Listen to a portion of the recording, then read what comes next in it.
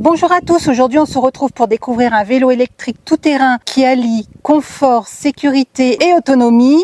Il s'agit du Tourol S2. Et c'est la plateforme de vente en ligne GeekMaxi qui nous a envoyé ce modèle. GeekMaxi, donc pour ceux qui l'ignorent, est un site de vente en ligne qui propose un large choix de produits high-tech comme les smartphones, les trottinettes électriques, les drones et même les accessoires pour la maison, enfin bref, tout ce qu'on aime. Et ce qui est pour moi un vrai gros plus, c'est que les produits sont expédiés depuis l'Europe, donc la livraison est rapide et surtout, il n'y a pas de frais de douane. Donc si je vous en parle, c'est que c'est une vraie bonne adresse pour acheter du matériel fiable sans exploser le budget. Un grand merci à eux pour leur confiance. Au programme aujourd'hui, unboxing, montage et prise en main. Et bien sûr, mon avis après les premiers tours de roue. Allez, on ouvre la boîte et on découvre ça ensemble. Le vélo nous est arrivé dans un gros carton rigide, en plutôt bon état d'ailleurs.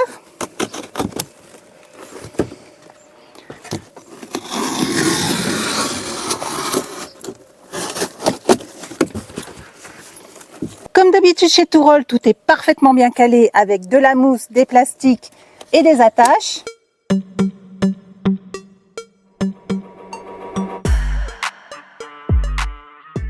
Dans le colis, bien entendu, on retrouve le vélo, la roue avant, élément indispensable si on veut rouler, le garde-boue avant à installer et enfin le carton avec de l'outillage.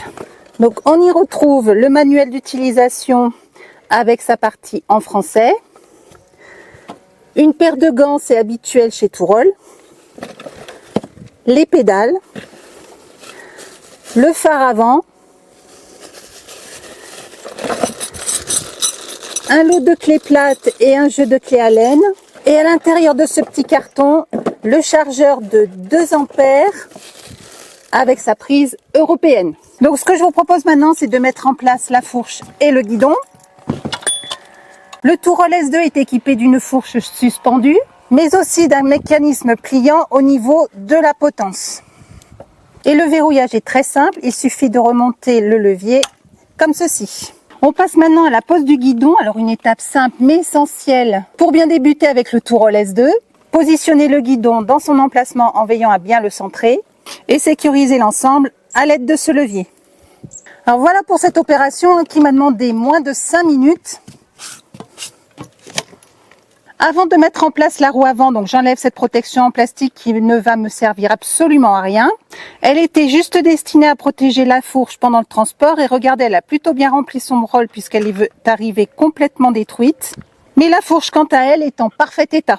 Alors je mets la roue en place en veillant à positionner délicatement le disque entre les plaquettes et j'insère l'axe donc à son emplacement.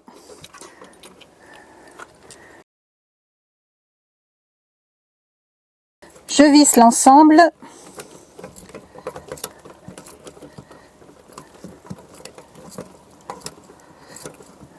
Et je sécurise à l'aide de ce levier. Et enfin, dernière opération, je vérifie le centrage de ma roue. Donc je vous ai épargné le montage du garde-boue avant. Alors c'est une opération très facile.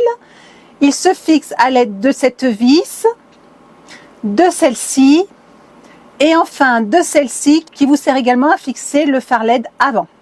On passe maintenant au montage des pédales. Alors une opération simple mais à ne surtout pas faire à l'envers. Chaque pédale est marquée, R pour right à droite côté chaîne, L pour left côté opposé. Je commence le serrage à la main pour bien engager le filet et ne pas abîmer le pas de vis. La pédale gauche se visse dans le sens inverse des aiguilles d'une montre. À la main, je complète le serrage avec la clé plate fournie dans le colis. Même opération de l'autre côté et la pédale droite se visse dans le sens des aiguilles d'une montre.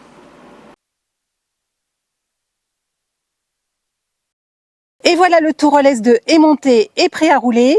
Le montage est rapide et accessible à tous. En moins de 30 minutes, le guidon, les pédales et les derniers ajustements sont faits et le vélo est opérationnel.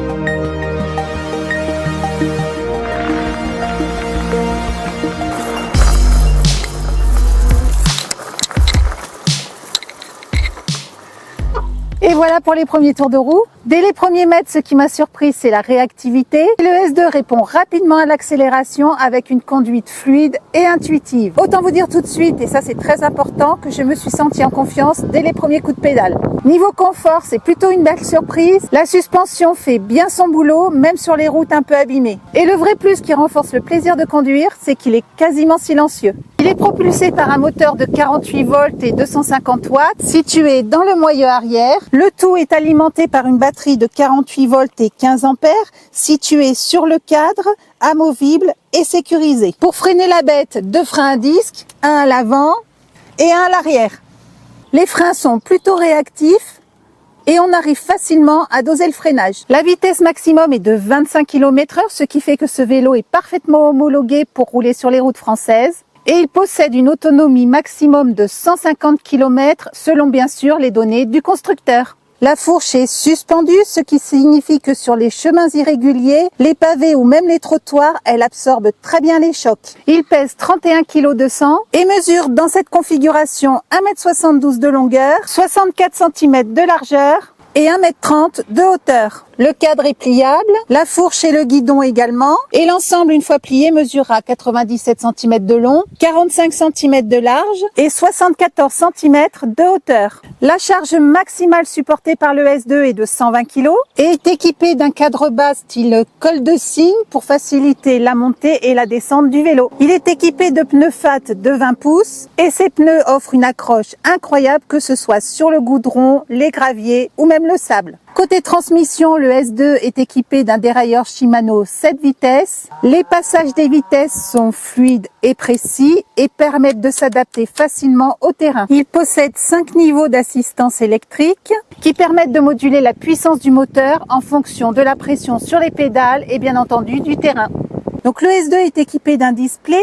Le display, c'est l'interface principale entre vous et le vélo. Il sert tout simplement donc à vous donner les informations essentielles en temps réel et vous permet de contrôler l'assistance électrique le plus facilement du monde. Un appui long sur ce bouton vous permet d'allumer les feux avant et arrière. Un appui court sur le même bouton vous permet d'augmenter le niveau d'assistance du moteur. Et sur le display, on retrouve la jauge de niveau de batterie, le compteur kilométrique en km/h, le niveau d'assistance du moteur et le nombre de kilomètres parcourus.